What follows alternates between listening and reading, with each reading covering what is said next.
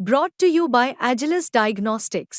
Health test की बात आती है तो मैं भरोसा करता हूँ India's largest diagnostics company Agilus Diagnostics. खुद को टेस्ट करते रहो। प्रकाश राज जितने बड़े साउथ फिल्मों के स्टार हैं, उतना ही बड़ा कद बॉलीवुड फिल्मों में भी है। सलमान खान की दबंग जैसी हिट फिल्म में प्रशांत राज की हिंदी फिल्मोग्राफी की सक्सेस स्टोरी है। प्रकाश राज एक्टिंग से जितने मशहूर हैं, उससे कहीं ज्यादा चर्चित पॉलिटिक्स में एक्टिव होने से हैं। मोदी और बीजेपी के भयंकर वाले क्रिटिक हैं। पॉलिटिक्स में नहीं है, लेकिन पॉलिटिक्स से दूर भी नहीं है। तिरुपति बालाजी के प्रसाद में घोटाला सामने आया तो प्रकाश राज को दिखने लगा कि बीजेपी का खेल है।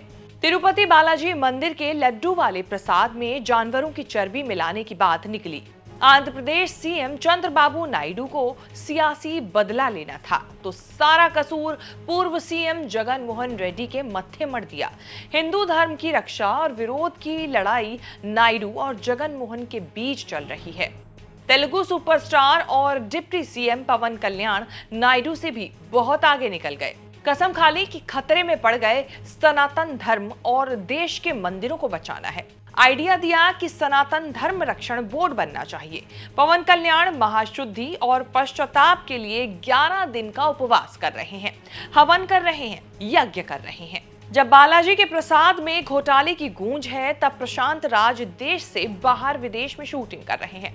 विदेश में बैठे प्रकाश राज को लगा डिप्टी सीएम पवन कल्याण अपना काम करने के अलावा सब कर रहे हैं, कहीं बीजेपी का खेल तो नहीं खेल रहे। सेंसेशन मचाकर राष्ट्रीय मुद्दा बनाकर तनाव बढ़ा रहे हैं। वही कर रहे हैं जो पवन कल्याण के दोस्त बीजेपी वाले करते रहे हैं। सोशल मीडिया पर लिखा, डियर पवन कल्याण, ये उस राज्य में हुआ जहां आप उप मुख्यमंत्री हैं। प्लीज जांच कीजिए, दोषियों को ढूंढिए और कड़ी कार्रवाई कीजिए। आप इस मुद्दे को सेंसेशनल क्यों बना रहे हैं और इसे राष्ट्रीय स्तर पर बड़ा क्यों बनाना चाहते हैं? देश में पहले ही बहुत सांप्रदायिक तनाव है, केंद्र में बैठे आपके दोस्त की कृपा से। श्री पवन कल्याण गारू, నేను ఇప్పుడే మీ ప్రెస్ మీట్ని చూశాను.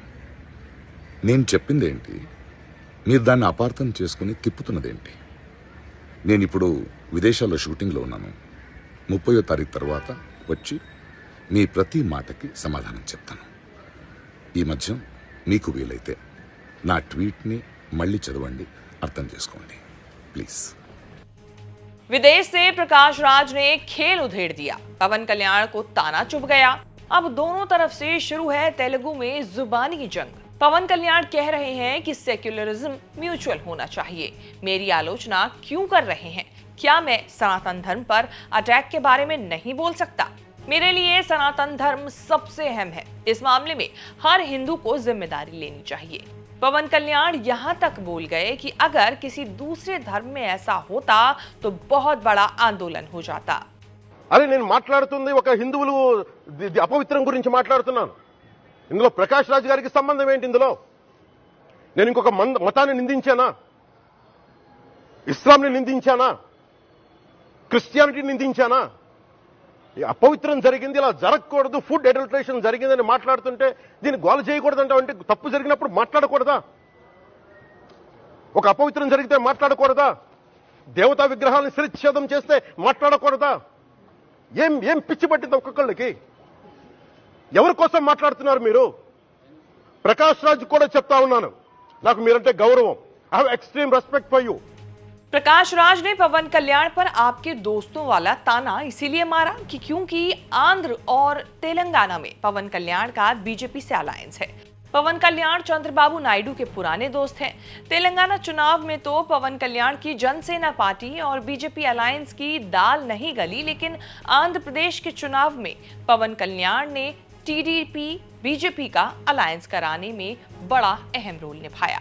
तीनों पार्टियों का अलायंस हिट रहा। चुनाव जीतकर चंद्रबाबू सीएम बने। पवन कल्याण एक्टिंग से पॉलिटिक्स में आकर सीधे डिप्टी सीएम बन गए। बीजेपी सरकार में शामिल तीसरी पार्टी है।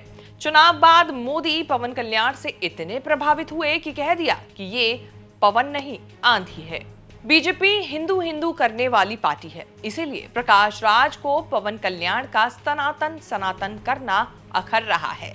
दक्षिण में हिंदू हिंदू करने से बीजेपी को कर्नाटक के अलावा कहीं किसी और राज्य में फायदा नहीं मिला। आंध्र प्रदेश में बीजेपी टीडीपी जेसीपी की पिछलग्गू बनकर सत्ताधारी पार्टी बनी। दक्षिण में बीजेपी के फेल हिंदू एजेंडे को पवन कल्याण ने अपनाया है। बालाजी प्रसाद विवाद में नायडू इतना ही हिंदू हिंदू कर रहे हैं कि जगन मोहन रेड्डी को हिंदू विरोधी साबित कर सके। पवन कल्याण तो अड़ गए हैं कि तिरुपति से बाहर भी सनातन धर्म की रक्षा करेंगे। हिंदू मुसलमान हिंदुत्व धर्म की राजनीति, प्रकाश राज की इसी बात पर बीजेपी से लड़ाई हो रही है। प्रकाश बीजेपी के उग्र हिंदुत्व के उग्र आलोचक हैं।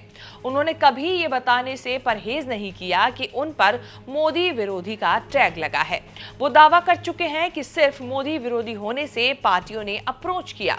मोदी अमित शाह हिंदू नहीं, बीजेपी सरकार आई तो वो कर्नाटक में असुरक्षित महसूस करेंगे, जैसे बयान देकर खूब ट्रोल होते रहे हैं प्रकाश राज। प्रकाश राज दावा कर चुके हैं कि मोदी विरोधी होने के कारण उन्हें साउथ की फिल्म इंडस्ट्री में तो नहीं, लेकिन हिंदी फिल्मों में काम मिलना बंद हो गया। लोकसभा चुनाव से पहले बीजेपी ज्वाइन करने की अफवाह उड़ी तो प्रकाश राज ने यहां तक कह दिया कि बीजेपी इतनी अमीर नहीं कि मुझे खरीद सके। पवन कल्याण का पॉलिटिकल डेब्यू हिट रहा, प्रकाश राज फ्लॉप हुए। 2019 के चुनाव तक प्रकाश राज मोदी विरोधी टैग के कारण सोशल मीडिया में हिट हुए। लगा यही कि पॉलिटिकल डेब्यू का टाइम है। बेंगलोर सेंट्रल लोकसभा सीट से निर्दलीय चुनाव में उतर गए, लेकिन जनता ने बुरी तरह रिजेक्ट किया। सिर्फ 28,000 वोट हासिल करके हारे प्रकाश राज। तब से प्रकाश राज ने कोई और चुनाव नहीं लड़ा, लेकिन मोदी बीजेपी के विरोध में पॉलिटिकली एक्टिव आज भी हैं। 2017 में कर्नाटक में पत्रकार गौरी लंकेश की हत्या हुई थी। उस मर्डर केस को लेकर प्रकाश राज इमोशनल भी हुए और एक्टिविस्ट भी बने। सवाल उठाया कि गौरी लंकेश की हत्या पर मोदी चुप क्यों रहे।